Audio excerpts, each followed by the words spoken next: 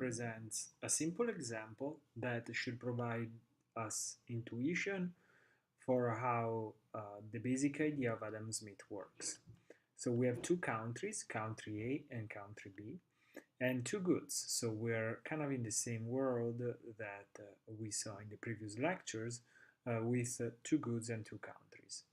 The numbers in the table, so 3, 12, 6, and 4, represent how many hours of work are necessary to produce in each country for 1 unit of either soybeans or textiles goods. So, for example, in country B, it takes 12 hours of work to produce 1 unit of soybeans, while in country A, it takes 3 hours of work to produce 1 unit of soybeans. So now, absolute advantage is just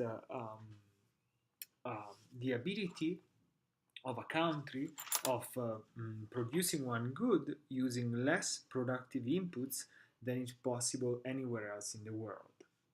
So in this case, we see that country A requires only 3 hours of inputs to produce 1 unit of soybeans, while country B takes 12. So we say that country A will have an advantage at producing, an absolute advantage indeed, at producing soybeans.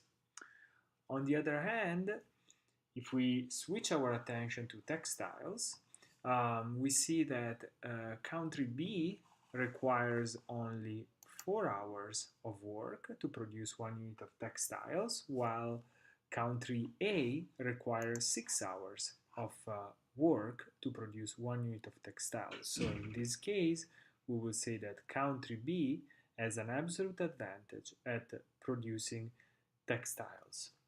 Now, what Adam Smith asked was, what if instead having country A and country B producing both soybeans and textiles, we had a situation in which country A specialized in producing in soybeans because country A has an absolute advantage at producing soybeans, and country B specialized producing textiles.